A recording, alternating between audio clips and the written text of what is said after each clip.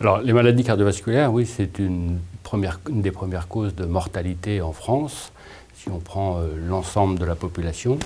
Et deux chiffres qui viennent d'emblée à l'esprit, c'est 3 millions de patients qui souffrent d'un problème coronaire aujourd'hui en France. Et il y a entre 110 et 120 000 infarctus du myocarde chaque année, avec un chiffre un peu plus élevé pour les accidents vasculaires cérébraux, pour les hémiplégies et équivalents. La prévention des maladies cardiovasculaires, je dirais que nécessite une stratégie un peu tous azimuts. Et, cette prévention, c'est d'abord avoir un bon dépistage, identifier quels sont les facteurs qui favorisent ces maladies. On sait qu'il y en a 4 qui sont absolument majeurs et qui ont un vrai rôle causal. C'est l'hypertension artérielle, le tabac, le diabète et l'excès de mauvais cholestérol, comme disent nos patients. Donc ça, ce sont 4 causes absolument essentielles.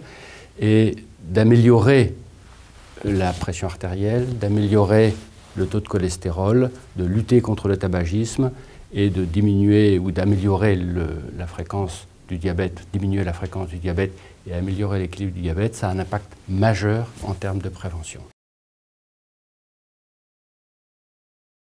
La diététique, en fait, elle agit à peu près à tous les niveaux, puisque la diététique, elle a un impact sur la pression artérielle.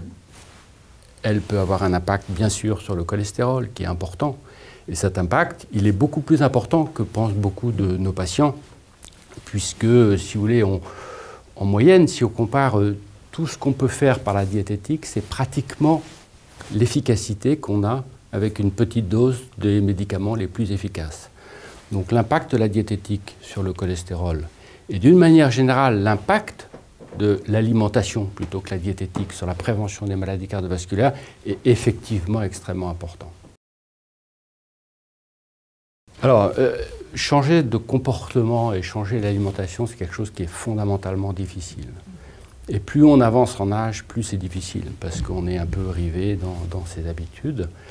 Donc c'est à nous d'essayer de montrer quels sont les bons côtés, et aussi d'essayer d'accompagner ce changement des habitudes chez des sujets les plus jeunes possibles. Il se trouve que nous, dans le domaine du cholestérol, on a des familles avec un excès de cholestérol, et on s'aperçoit par exemple que lorsqu'on donne des recommandations aux enfants, eh bien, quand ils arrivent à 25 ans dans le service, ils disent « mais non, je ne fais pas le régime ».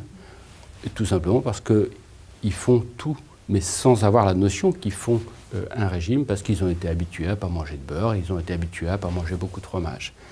Voilà, donc je crois que c'est un accompagnement, mais effectivement, chacun peut faire des petites modifications dans son alimentation qui va dans le sens d'une prévention de ces maladies cardiovasculaires. Pour moi, le message aussi essentiel, peut-être pour conclure, c'est que les maladies cardiovasculaires sont le prototype des maladies accessibles à la prévention. Contrairement par exemple au cancer, où la prévention marche moins bien. Les maladies cardiovasculaires, depuis 40 ans, leur chiffre a été divisé par 4 à âge constant. C'est un progrès qui est absolument incroyable. Et la prévention, évidemment, joue un rôle clé en même temps que les grands progrès de la cardiologie.